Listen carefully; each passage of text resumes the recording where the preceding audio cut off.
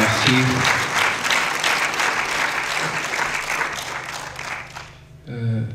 Donc on a l'habitude de garder les génériques jusqu'à la fin. En plus, le morceau est magnifique. Il y a un mystère pour moi. On était peut-être 15 personnes à Mozambique. Le générique, ça prend 5 minutes. Je ne comprends pas. C'est un miracle.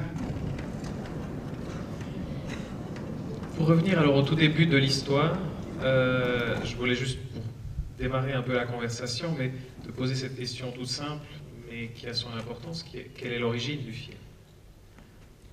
Ça, c'est aussi un autre mystère. Moi, je ne suis pas très...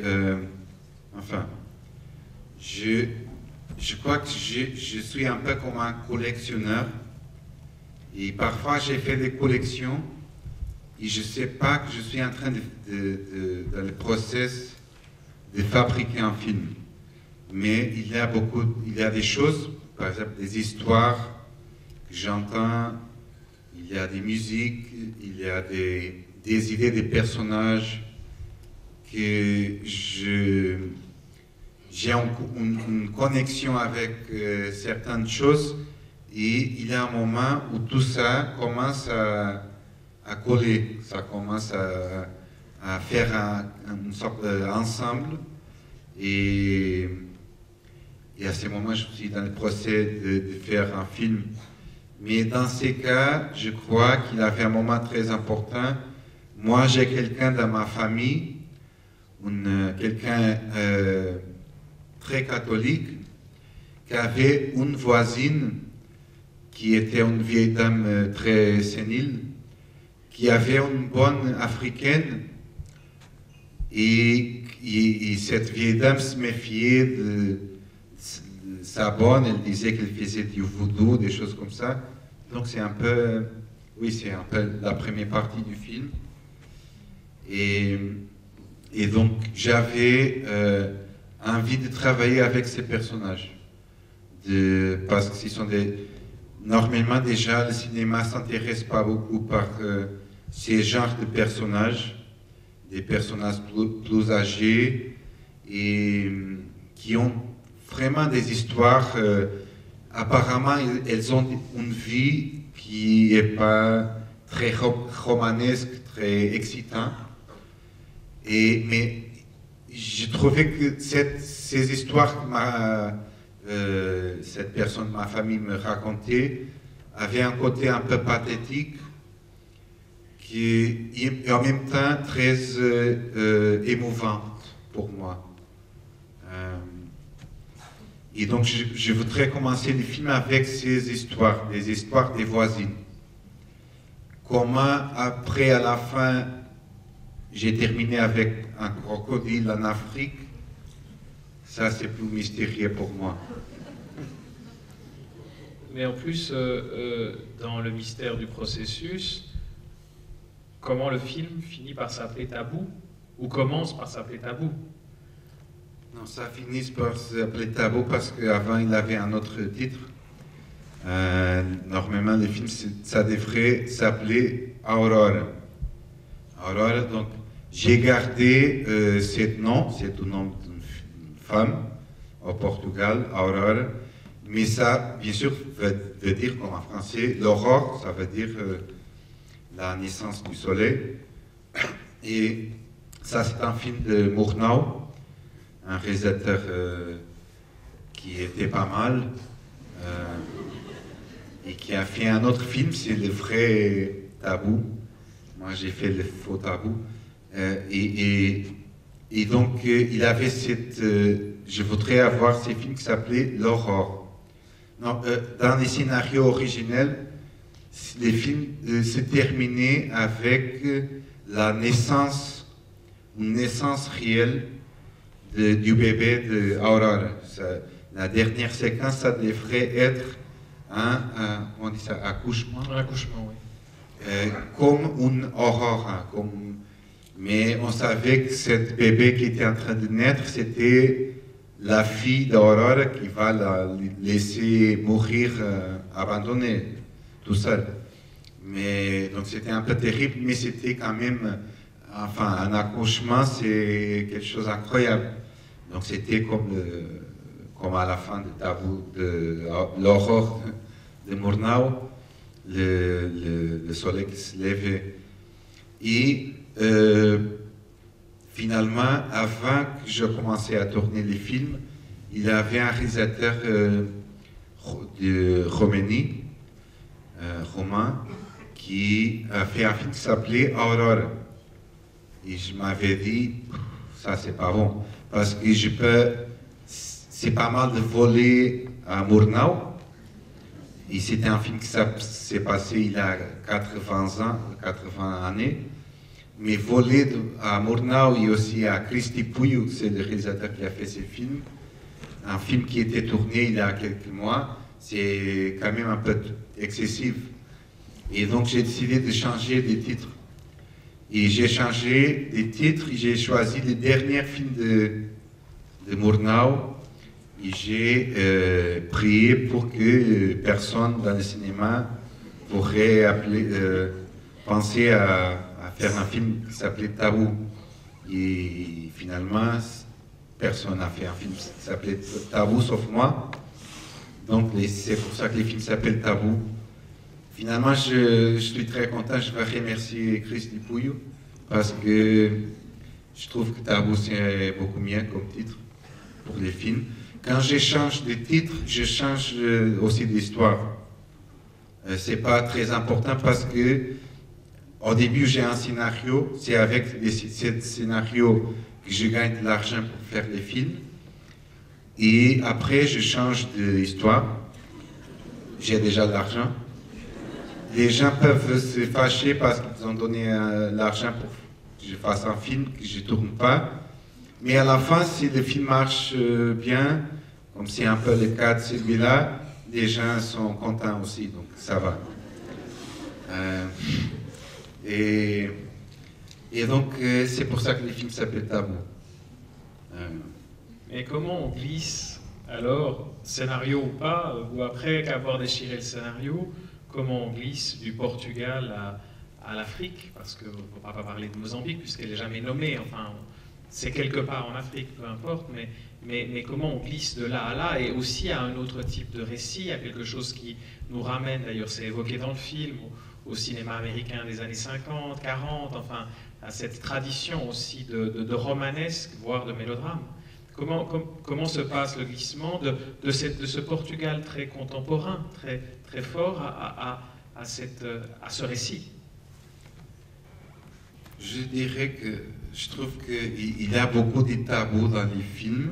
Je ne veux pas tout expliquer, c'est un peu votre travail, mais je trouve qu'un de ces tabous, c'est peut-être que je crois que la deuxième partie, c'est un tabou de la première. Donc ça veut dire que l'Afrique, les colonialismes, c'est un peu le tabou de la première partie. On ne parle jamais de l'Afrique dans la première partie. Quand même, il y a des signes. Il y a une bonne africaine, il y a des choses bizarres. Il y a un ancien étudiant à côté d'une girafe. Il y a des shoppings avec des décorations africaines. Et on ne parle jamais de l'Afrique parce que j'ai l'impression que l'Afrique c'est le tabou de la première partie. Parce que j'ai l'impression aussi que dans la première partie, il n'y a que du présent. Et que le passé est un peu le tabou de ce présent dans cette première partie. Et donc, mais je trouve que dans la société portugaise, dans mon pays, il y a beaucoup de signes de l'Afrique parce que ça fait partie de notre histoire. Donc, par exemple, ces shoppings, c'était un shopping fait par des gens qui ont revenu de l'Afrique. Et donc, ça leur manquait, il y avait cette nostalgie de l'Afrique.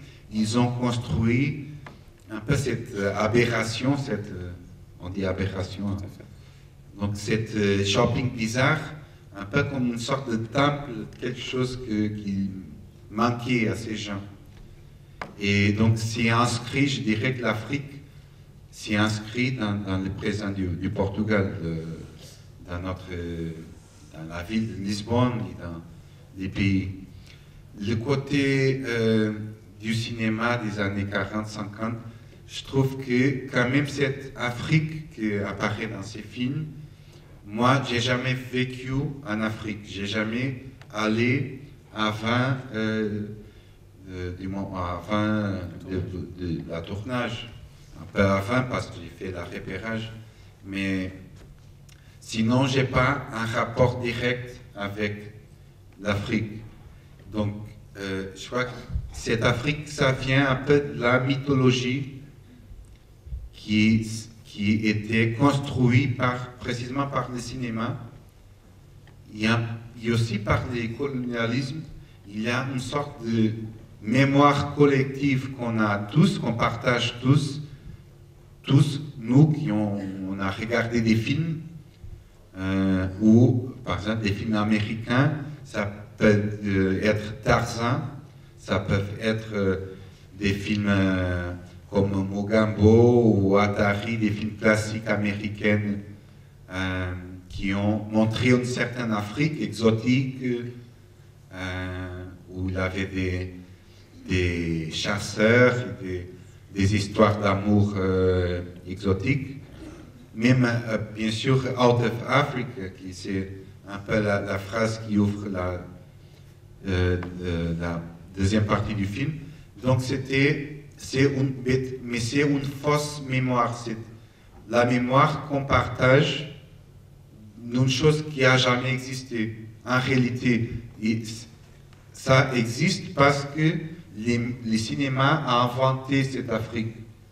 Et je voudrais travailler avec ce patrimoine qui c'est cette fausse mémoire. Est-ce que c'est pour ça que tu as choisi à un moment donné de ne décrire cette Afrique qu'à travers le récit en voix off, à travers les lettres, et de supprimer le direct, enfin de supprimer ce rapport plus naturaliste, entre guillemets, qui aurait été celle du dialogue entre les personnages?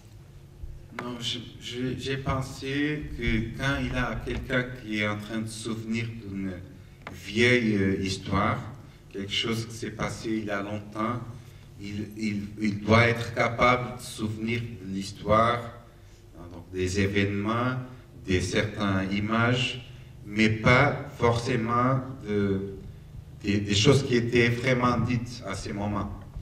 Et donc, je crois que cette deuxième partie a un rapport avec la mémoire.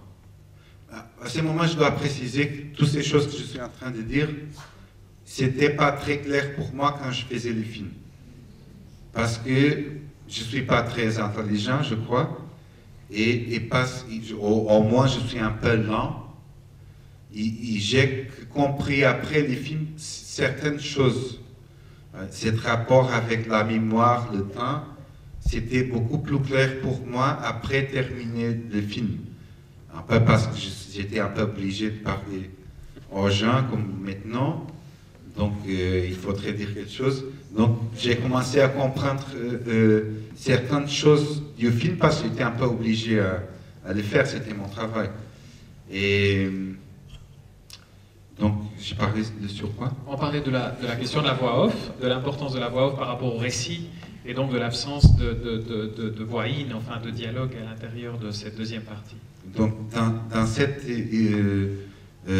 chose que j'avais pensé, que quand quelqu'un se souvient d'une vieille histoire, il ne se souvient pas des mots, des phrases qui étaient dites à ce moment. Je pensais que comme ça, le film pouvait avoir un rapport avec un rapport, ça pourrait être plus fantomatique. Et que, parce qu'on n'entend pas quelque chose de très concret qui sont des phrases, on a l'habitude d'avoir ça dans les films, et que je profitais aussi de ça pour avoir un rapport avec un cinéma, avec quelque chose qui n'existe pas, qui est terminé, un certain cinéma. Et je trouve qu'il y a ce côté dans les films un rapport avec des choses qui n'existent pas maintenant et que seulement la mémoire peut garder.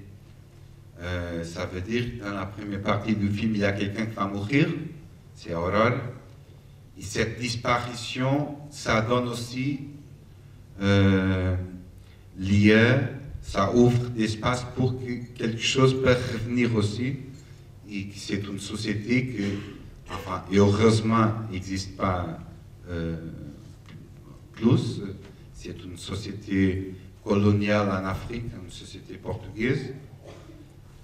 Et que ça me donnait l'opportunité de faire venir aussi, de la même manière, un certain cinéma, pas ces cinémas, parce que j'essayais pas de faire un pastiche d'un film muet, mais un peu la sensation, à cause de cet effacement des dialogues, de ces cinémas qui n'existent pas aussi non plus. Donc, il y a ces rapports avec des choses qui sont déjà finies. Ça n'existe pas maintenant. Pour la mémoire dont tu parlais à l'instant. À vous, quand même, des questions. Il y a 2 micros qui circulent, qui sont prêts à circuler. Si on peut peut-être descendre, enfin monter un peu la lumière dans la salle, qu'on vous voit mieux, parce que nous, on ne vous voit pas. Mais si quelqu'un, s'il vous plaît, levez la main et on vous tend le micro. Une question? J'aimerais, voilà. si vous me permettez, si vous me permettez ici. Alors, bon, tout d'abord, pour vous féliciter, j'ai beaucoup apprécié le film. Mais il y a une question que j'aimerais vous poser, parce que vous êtes quand même assez jeune, et je crois que tout ce qui s'est passé en Afrique, c'est surtout des mémoires des gens plus âgés. Alors, peut-être que l'intérêt est venu au fur et à mesure que vous avez fait le film, je ne sais pas, mais est-ce que, une fois que vous venez d'avouer que vous ne connaissez même pas l'Afrique, pourquoi cet intérêt, pourquoi vraiment nous faire partager quelque chose qu'on connaît déjà, que nous est assez familier?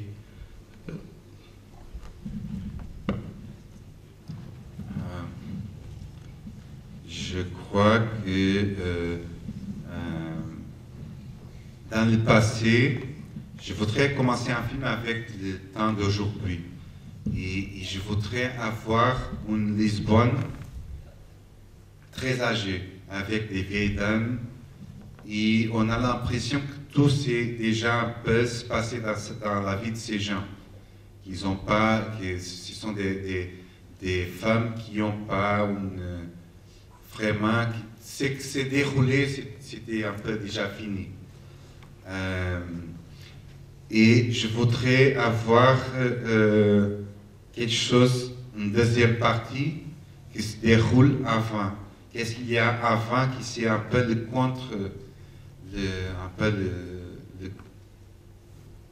contre-pied de ça. C'est qu'il a quelque chose qui est un peu, c'est un peu le contraire, l'échelle de la vie de ces vieilles dames dans ces bâtiments, c'est un peu défini par, je trouve, par cette couloir entre 2 portes. Il y a une vieille dame qui sort de sa porte, elle fait 7 pas, elle frappe à la porte de l'autre voisine, et donc c'est un horizon, c'est une échelle très très petite, la vie de ces gens. Et je voudrais avoir quelque chose qui faisait un contraste. Et où on pourrait avoir du romanesque, des histoires, enfin du cinéma. C'est l'idée qu'on a du cinéma. Parce que moi, je trouve que la première partie, c'est aussi tant du cinéma qu'on a la deuxième. Mais de toute façon, la deuxième partie, c'est sûrement quelque chose qu'on associe beaucoup plus au cinéma. Des histoires d'amour raté, des histoires, je ne sais pas, des crimes, des choses, des crocodiles pas forcément, mais des choses, des aventures, voilà. Et donc, qu'est-ce qui existe dans les passés portugais où il y a ça, où il y a cette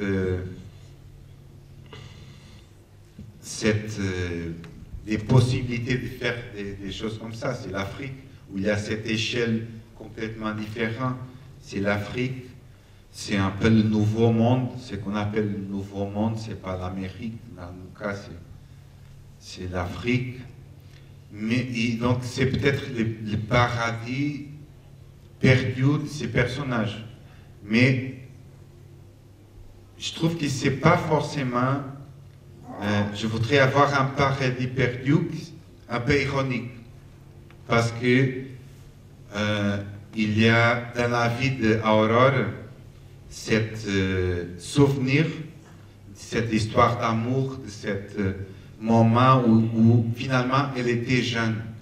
Peut-être c'est pas l'empire colonial que c'est vraiment la question du film, c'est peut-être les années de jeunesse. Et pour ces gens, enfin pour Aurore, les années de jeunesse c'était l'Afrique.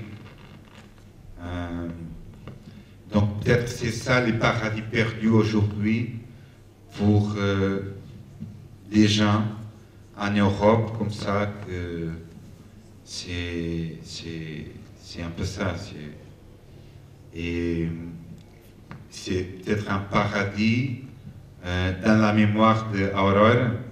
C'est pas forcément un paradis pour les mémoires de tout le monde, parce que c'était pas, enfin, disons, c'était pas un système politique le plus juste, je crois.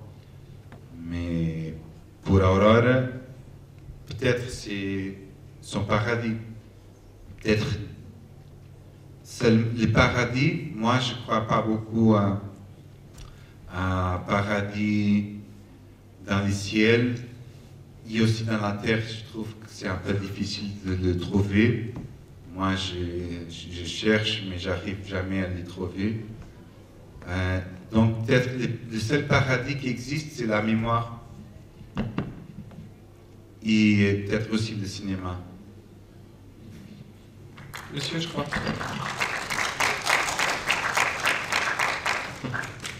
Bonsoir.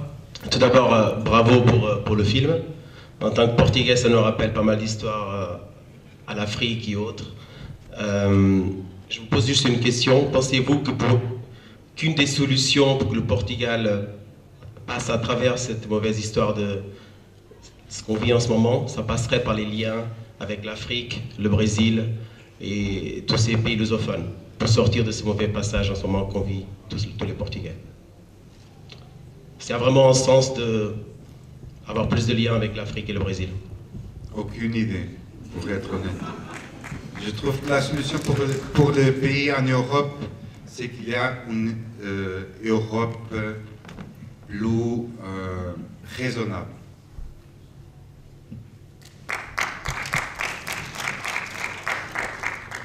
Merci. Est-ce qu'il y a une dernière question? Si ce n'est pas le cas, je ne sais pas ce que tu en penses. Ah, là, pardon, excusez-moi, on vous voit très mal. Si on pouvait allumer la salle un peu mieux, ce serait gentil. Merci.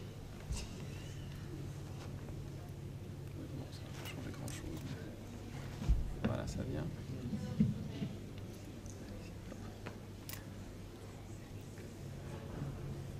S'il vous plaît. Oui, je voudrais aussi exprimer mon admiration pour ce film avec cette très belle photographie. Et j'ai été aussi très impressionnée par les textes justement de cette narration off que je trouvais très poétique. Je voulais savoir si c'était vous qui aviez écrit le texte ou si vous aviez quelqu'un qui avait écrit une participation au scénario. Oui, c'est les deux choses. C'était moi et la co-scénariste du film, qui s'appelle Mariana Ricardo.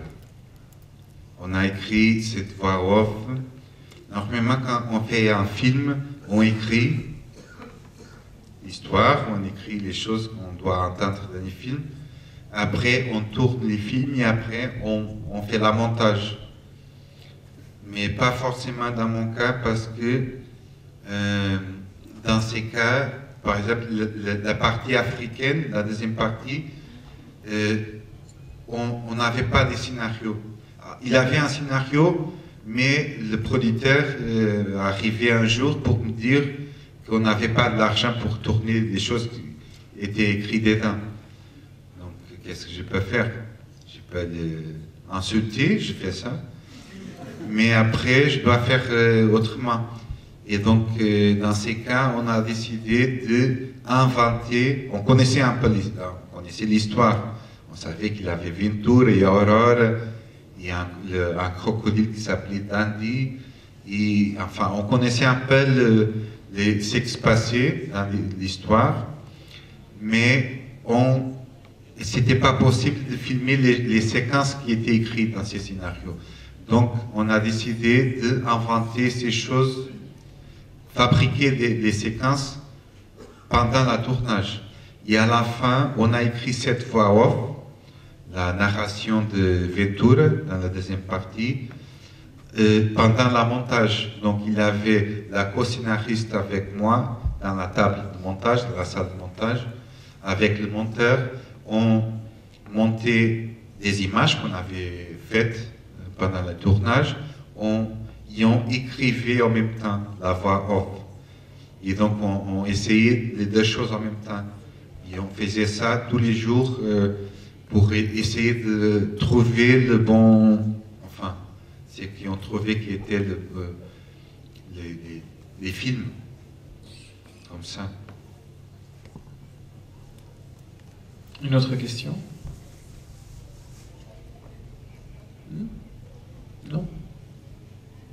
Si ce n'est pas le cas, moi j'aimerais rappeler une chose, c'est que le film sort le 24 janvier en Suisse romande, au Pâté Galerie et dans le reste de la Suisse romande. Donc dites-le autour de vous, que cet hommage au cinéma portugais commence à la Cinémathèque suisse à partir du mois de janvier, comme je vous l'ai dit avant, que je remercie encore le consulat du Portugal de Genève pour ce qui nous attend là à l'extérieur, que certains ont commencé à déjà consommer, je suppose. Et j'aimerais surtout remercier beaucoup Miguel Gomes, parce que je considère que c'est un très très grand cinéaste et je suis très honoré qu'il nous ait rejoints dans notre Capitole. Merci Miguel. Merci. Merci.